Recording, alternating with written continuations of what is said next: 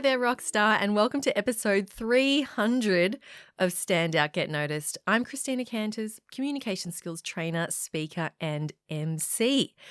Now, this is a very different episode to normal, and you may have noticed that it's been a little while since I released episode 299, and I gotta be honest with you, when I was coming up to episode 300, I was like, this is a milestone. It's a big deal. I've got to make episode 300 amazing. It's going to be this amazing thing. And then I thought, but I don't know what to do. What am I going to do that's going to make it amazing? And I ended up putting all this pressure on myself to do this phenomenal, amazing episode 300. And what resulted was I didn't do anything. I did nothing. I just put it off. And then I thought to myself, you know what? I'm just going to put out an update because that's just what I feel like doing now. And I thought, you know what? Yes, it's a milestone, but it doesn't have to be a big deal. And I know you, dear listener, you're not going to be emailing me or at the door with a pitchfork going, Christina, why wasn't episode 300 some phenomenal, magical, I don't know, award-winning moment? I don't know. Anyway, that's some of the stuff that goes on in my head. And if you've created content before, if you currently do videos or whatever, there is this, I guess, self-imposed pressure to put out quality content every time because, I want to put out quality content. I don't want to just put out weird drivel or whatever. So hopefully this episode is not a bunch of drivel, but it is going to be quite free-flowing because I just wanted to give you an update of where I'm at. So that's what you're going to get from today's episode. If you're a brand new listener, maybe go listen to some of my past episodes. There's 299 of them that are focused on, the regular topics of this show. Today, I want to share with you what's been going on with me, with my business, with my brand, and as you could see from the title, babies. And you might be thinking, babies as in plural? And yes, you are right. You may know that I have one, but she's not really a baby anymore. She's a toddler, but she'll always be my baby. My husband, Aaron, says that she'll be a baby until she's 37. But yes, we are pregnant and we are expecting another baby early next year. So I am currently 12 weeks pregnant. I didn't plan to do this episode on the day of 12 weeks. If you've had kids before, you'll know that the 12 weeks is a milestone for your pregnancy. It's the end of the first trimester and hopefully the end of some of the more challenging, shall we say, pregnancy symptoms. And I got to say that it has been a struggle. It's been challenging the last couple of months or so, just with everything. If you've been pregnant before, if you have a partner who's been pregnant before, you'll know that the first trimester, well, this is the case for many people, the first trimester is often the most difficult part of the pregnancy because you're super tired all the time. You are feeling sick a lot of the time. And for me, I've actually been very grateful that my symptoms haven't been very extreme. So I'm not nauseous to the point where I'm actually physically sick. But if I don't eat every 2 hours, I feel nauseous. And the funny thing is I don't feel hungry. I don't feel like eating. And the thought of food actually makes me go, oh, do not want to eat. But then as soon as I get into a bowl of 2-minute noodles, I'm like, oh my God, this is the best thing ever. Give me more. And so my days have been, waking up at whenever Brea, my 2-year-old, wakes up. And then I'll eat a huge bowl of porridge. And then 2 hours later, I'm eating scrambled eggs on toast with avocado. And then 2 hours later, I'm eating, 2-minute noodles again, which have been amazing. I'm actually off them now, but for ages I was just in love. And then 2 hours later, I'm eating pickled herring and cheese and crackers. And it's just ongoing. So I spend my days making food and then cleaning up. And then spending the afternoon lying on the couch. So I've been in this space of basically do the bare minimum and just look after myself. And it's very challenging when you are a very driven person, like I am naturally. I want to do well. I want to achieve stuff. I want to get things done. And to have to just lie on the couch all afternoon because the first 4 hours of my day have just completely taken it out of me. It's not like it doesn't feel right. It doesn't feel normal. So I've been really just trying to be in this space of just acceptance and going, it's okay. And I guess if you're going through a similar thing, it may not be pregnancy, but if you're going through, maybe you're not feeling well, maybe you've got COVID, maybe you've had some stuff going on in your life where, maybe you've got some mental stuff going on in your life, mental health stuff, just imagine what I like to do to help myself feel better is I like to imagine if a friend came to me with the same challenge. So I think if a friend came to me and said, oh, Christina, in my first trimester of pregnancy, things are really hard. I imagine what I would say to that friend. And then I turn that back onto myself. And I know that I would say to a friend, this is expected. It's totally normal. It's fine to go and lie on the couch and watch Netflix for 3 hours in the afternoon. It's okay. This is all part of it. And importantly, it's not going to last forever.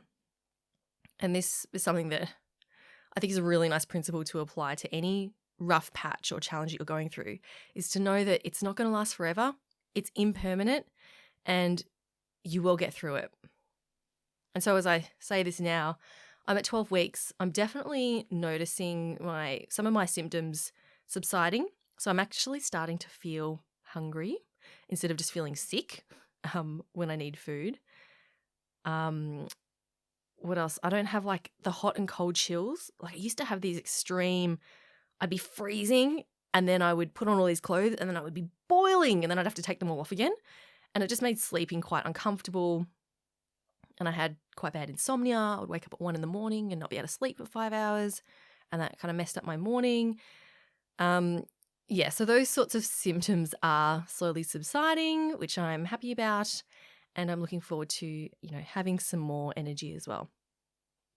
But what it's meant for my business is I've had to get very specific about what I can and can't achieve or work on. Realistic's probably a better word. I've got to get realistic about it. And some days it's just like, do the bare minimum, but that's okay. That's the ups and downs of business. And I'm very fortunate to have Aaron working in Podcast Services Australia, our podcast company, with me, and he's been, taking on a lot of that load and also taking on the load of the dishes and the cooking and that kind of thing, where I basically just cannot do anything. All right, so that's what's going on for me personally. I also want to share some stuff that's going on with me with my brand. And I've recently been taking part in a brand accelerator program with a wonderful human by the name of Russell Pearson. Met him at the Professional Speakers Australia conference a few months ago. And I've been learning a lot about brand. It's made me think about how I want to be perceived, because it's been quite a number of years since I've thought about this. And, now that it's, I took some time off the C Method, I took time off the podcast when I gave birth to Breya. And obviously now I'm pregnant again, so I'll be taking time off next year. But for the rest of this year, there are some shifts that I want to make in my brand. And something that happened over the past couple of years, because I had limited time, because Breya's at daycare 2 days a week. So Aaron and I are still looking after Breya 3 days a week and running 2 businesses at the same time. So definitely, it's quite the juggle. But something that I noticed was happening was because I was spending more time on our podcasting company, because that was growing a lot quicker, on LinkedIn and that kind of thing, I was posting a lot about podcasting. So, the stuff that we were doing with the podcast company, I was posting my own podcast, I was sharing my clients' podcasts, that kind of thing. And I noticed that people started to think of me as a podcaster. And maybe you, dear listener, maybe you think of me as a podcaster, which I don't blame you, because if this is the only time you engage with me, you listen to my podcast, that's maybe, what you think of me. But what I saw was that people would come up to me, I'd meet people, or I'd meet my friends or my business colleagues, and they'd come up to me and say, "Oh, hi, Christina. So how's the podcasting going?" And it was it was a bit vague. Like they would say, "How's your podcast?" And I think, well, I'm not my podcast. Like the podcast is not the only thing that I do. Like I'm actually a communication skills trainer, and I coach people, and I run programs, and I do all these things. But no one really knew that, or they didn't see that. They just saw me as this person who does podcasts or podcasting in general. And it made me realize, okay, maybe I need to get a bit more intentional about what I'm putting out. And I went through my LinkedIn posts, like my feed, like all the posts that I'd done, and I realized that they were pretty much all about to do with podcasting. So there's no surprise that the image I'm putting out into the world is that I am a podcaster.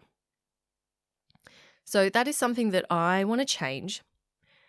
And as part of this branding program that I did with Russell, one of the exercises that we did was to write a manifesto about what it is. It's around finding your purpose, and it's kind of like our truth. I'm not doing a very good job of explaining it, but I am going to share it with you. But this is something that I came up with around what really drives me to continue to do my work with helping professionals and women in particular to build their confidence, build their communication and their leadership skills. So I'm going to read out to you my manifesto. So what do I see today? I see smart, driven women struggling to make an impact in the workplace or holding themselves back from creating a career they love. Their fears and self-doubts and their inner critic hold them back from speaking up, being assertive, and being vulnerable. Many women believe that they have to be nice in order to be liked. They think they're not enough in one way or another. Not smart enough, not qualified enough, not well-researched enough, or that it's not their place to challenge those who are senior to them. I also see them hiding this from their colleagues, not wanting to show vulnerability, afraid it may be seen as a weakness. The nerves and anxiety I see women feeling about their need to appear smart, knowledgeable, and perfect leads them to avoiding speaking opportunities. Or they waste time over preparing.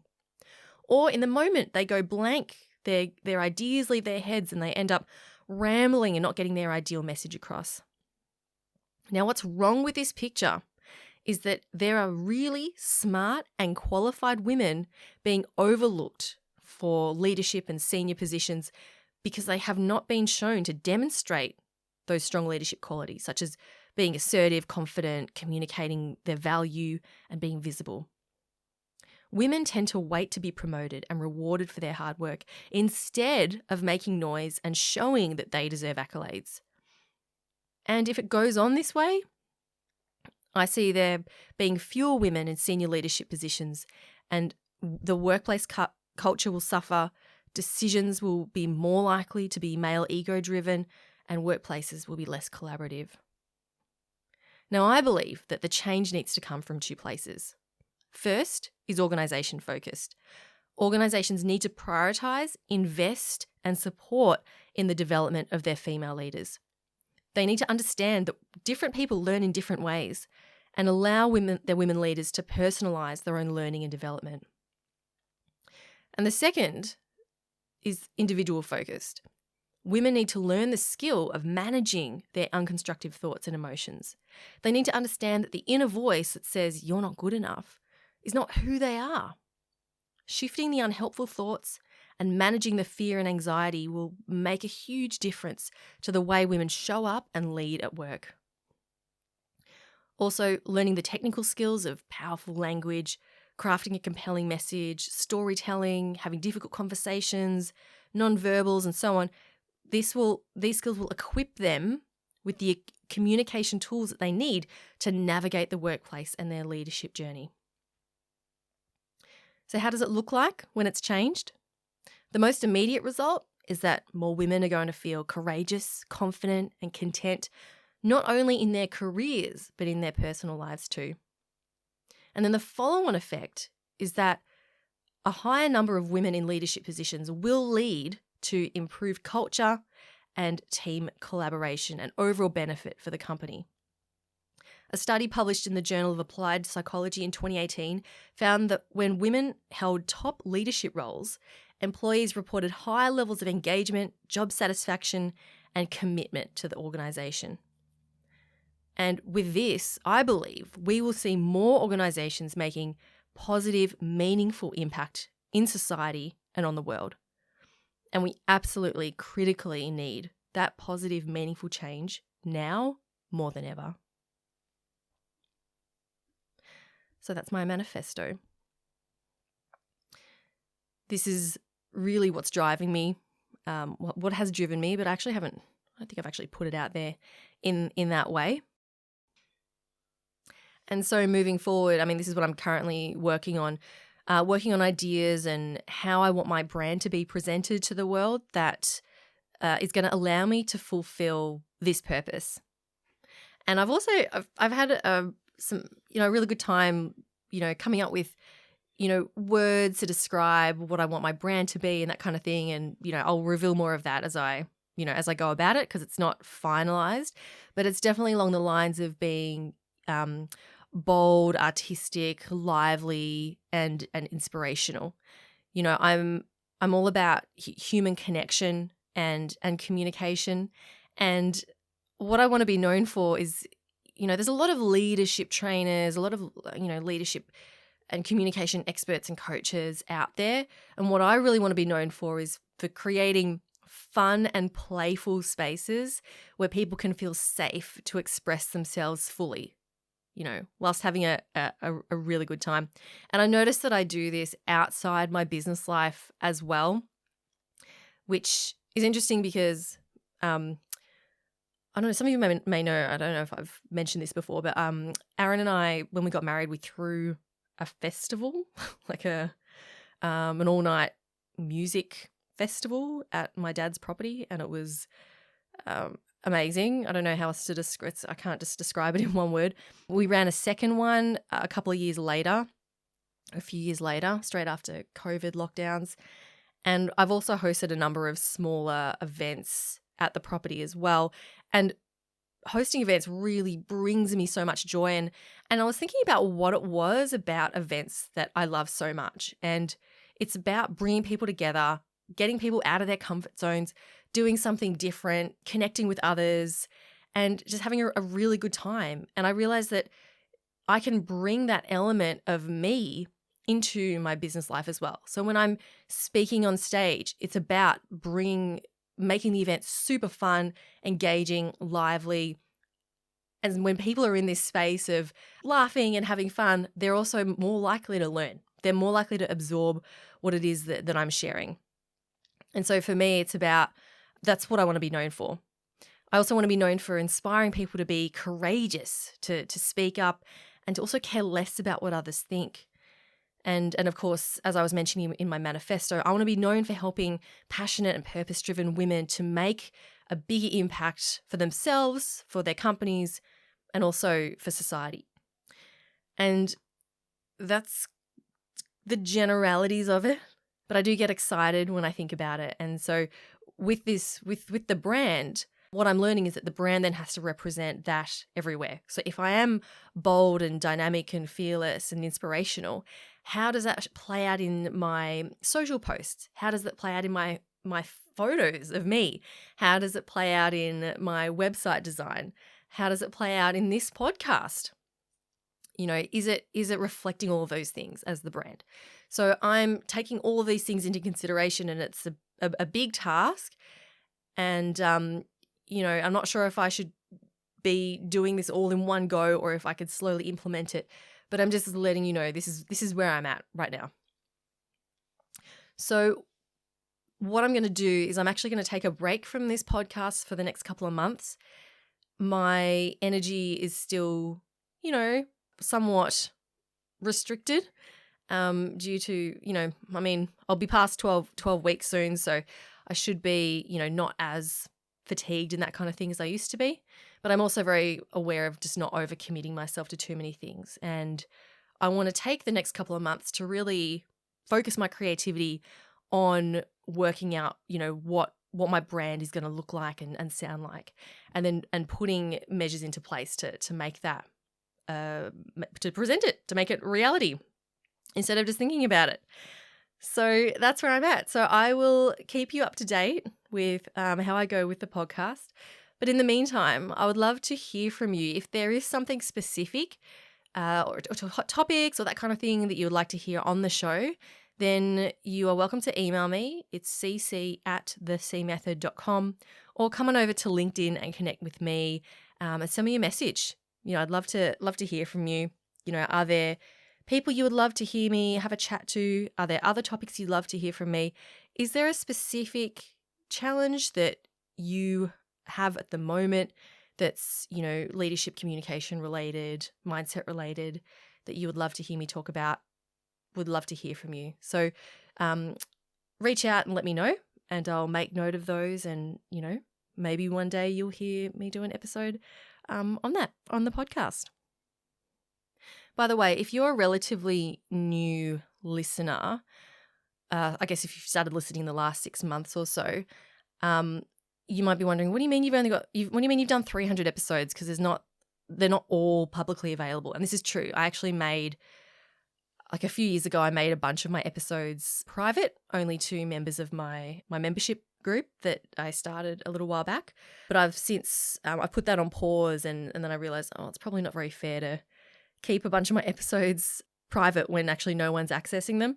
So I've started the process of making the more recent ones public again, and I've focused on making my solo shows public. So I've done 140 solo episodes over the years, and I believe you can now access back to episode 200.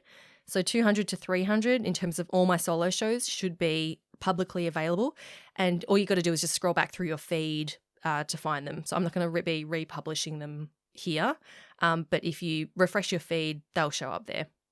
And we'll be slowly making more and more of those episodes public again for your listening enjoyment. All right, so there's my update for you. Thanks for tuning in. Thank you for joining me, and also for your continued support. I really appreciate it, and I love receiving feedback from podcast listeners saying that they listened and enjoyed or implemented something, or it made a difference in their lives. That's what keeps me going and coming back, doing more episodes.